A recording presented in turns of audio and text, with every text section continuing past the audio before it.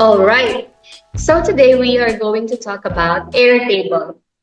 Airtable is another collaboration and social media management tool. Today, I'm going to teach you how to create a content strategy and a content calendar using Airtable. All right.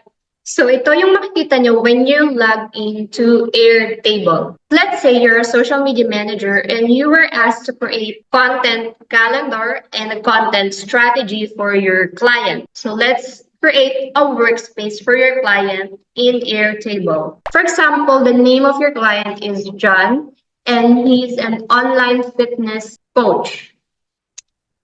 So we're going to create a workspace for John. Let's create the workspace in Airtable and click start from scratch. So this is how it's going to look like. This is your base and let's change this to social media content strategy.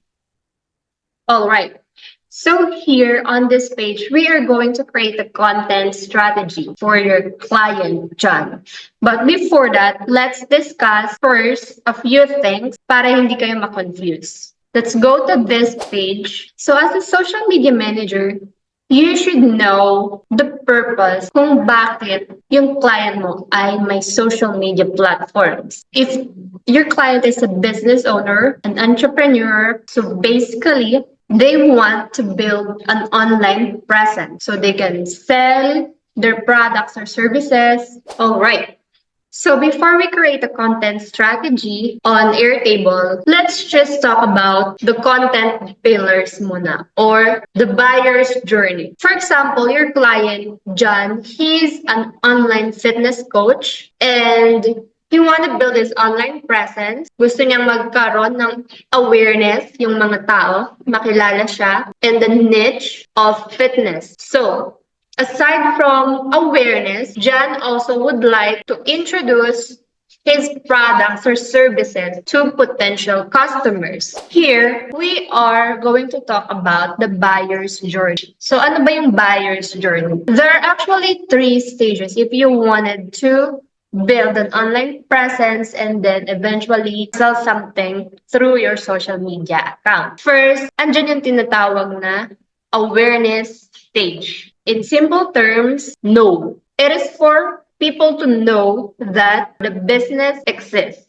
So under know or the awareness stage, ito yung mga content pillars na ipopost mo sa social media na client. Under the awareness stage, nandiyan yung BTS or behind the scenes, inspirational and motivational content. So basically, pinapakilala nyo yung business ni client through the social media. Second stage is consideration stage. Ito naman yung you want the business or you want to be liked by the audience. So, ano-ano yung mga content na pwede mong i-post under this stage? Educational and informative videos or content. Pwede dyan yung tips, tutorials, or educational short-form videos. So, yun yan. Second, curated content. Ito yung mga content na already created by the experts. And third is customer support or answering customers' concerns or inquiries. Yan yung mga content na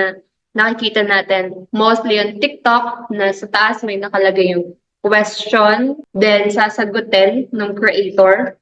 So yan yung content na ganon. Last stage is trust or conversion stage. Sa conversion stage, from the word conversion, dapat ay ma-convert mo yung audience into paying customers. If your client is selling products, services, trainings, or online course, dito yan, sa conversion stage. You as a social media manager, you need to post content na dapat ay nagpo-promote naman ng trainings or products or services ni clients. So under conversion stage, yung mga content pillars are promo sales, discounts, giveaways, so yan yun. And then, user-generated content. Ito yung mga screenshots of convos, screenshots of testimonials and reviews. Because of those content, other people are compelled to buy the same product, the same tradings and services. So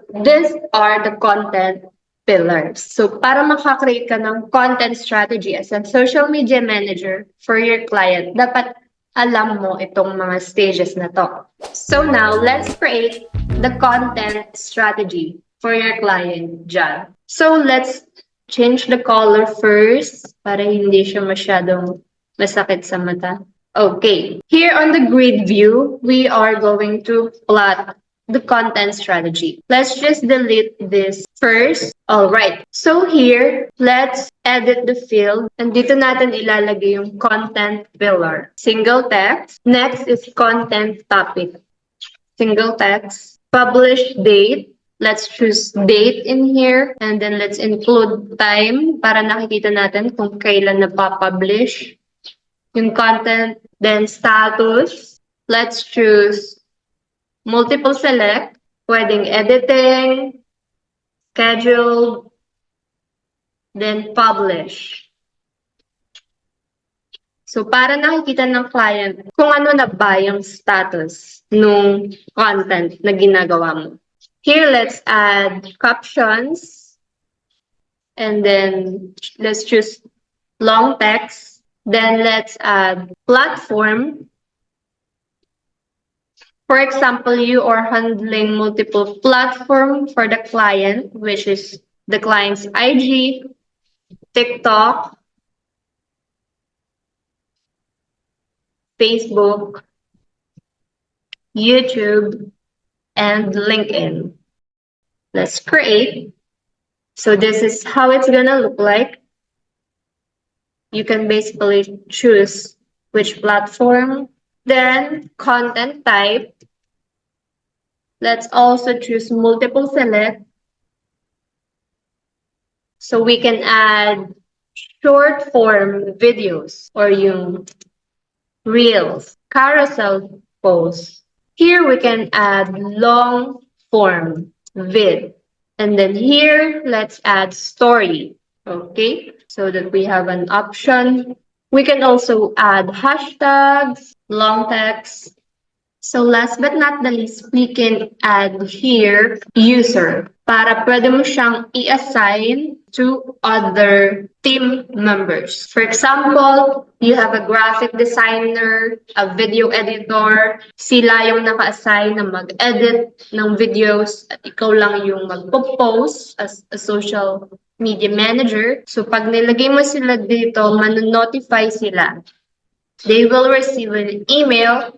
Then click create field. So ayan, lumabas dito, collaborator. Or we can simply edit that and let's just put assign. So it's easier to understand. So yes, for now, so sa akin lang muna siya naka-assign, but you can invite another user here. All right, next we are going to create the content calendar naman. So create new, click here, publish date, and then done. So here, may nakalagay na unnamed record.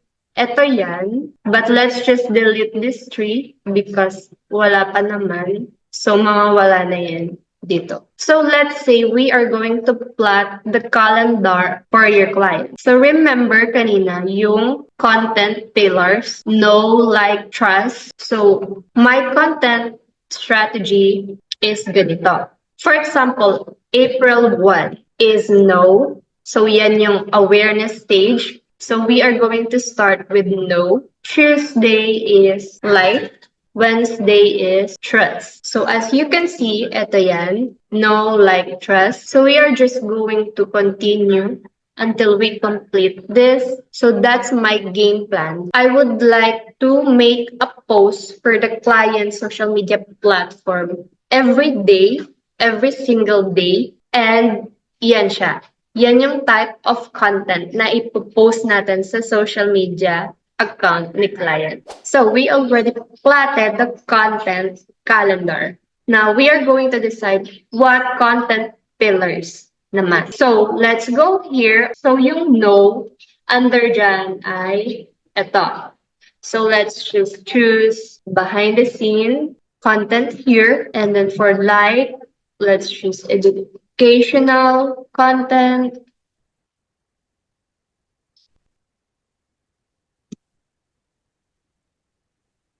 For the trust, let's add this. Then again, no, let's add naman inspirational and motivational here. And then sa like, let's add this curated content.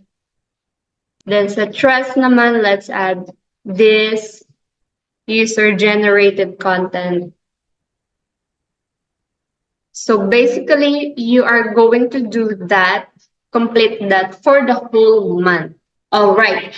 So the calendar is already complete. So na-plot na natin yung content calendar ni client. Next, we are going to create content topic. Let's go back here sa grid view. So ayan, nakalagay na dyan yung content pillars na ginawa natin sa calendar. Right now, we are going to create a topic naman per content pillar. But here, you will also see na nakalagay na yung date, yung published date na nilagay natin sa calendar kanina.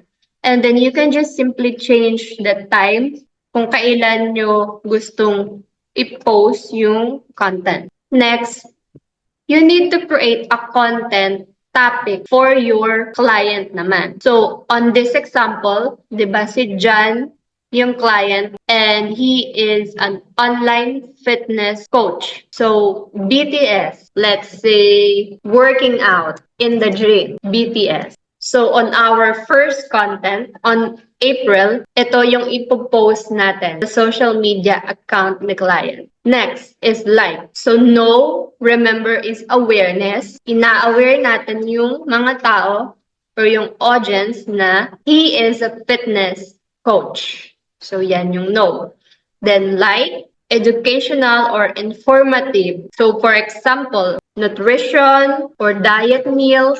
Next, trust, ito naman yung selling, introducing the products or services. For example, John or your client is offering an online course. Let's just add that online course promotion. Next, awareness again. We need to create inspirational content in here. Let's say about me or John's fitness journey. Then like, curated content. Ito yung content created by experts. Content by expert. Then here, trust again for conversion stage. So let's just add clients testimonials. So here, if you fill up mo lang yan for the whole month, so that's how you create a content plan or strategy for your client using Airtable. Iko-complete mo lang yan. Then, fill out mo lang lahat to. For example, here's the status, editing. Halimbawa, ini-edit pa lang siya. So, let's put editing. Then, sa captions, so you can paste here yung captions. And then, which platform ipopost? So, pwedeng lahat. Or for example, IG and TikTok and YouTube Shorts or Facebook Reels. Halimbawa, dito sa pangalawa, ganun din. IG, TikTok, YouTube, and Facebook Reels. Mostly, kapag nagka-create ng content, lahat yan pinopost. Next, content type. For example, dito sa behind the scene, short form video lang or reels. For example, dito sa educational, we can make it a carousel post. Next, hashtag, add here the hashtags, and then here, assign kung sino yung gagawa ng content. For example, it is all assigned to me as a social media manager. So that's how you use Airtable. I'm going to show you an example. Ayan, this is how it looks like. So yeah, that's it for Airtable tutorial.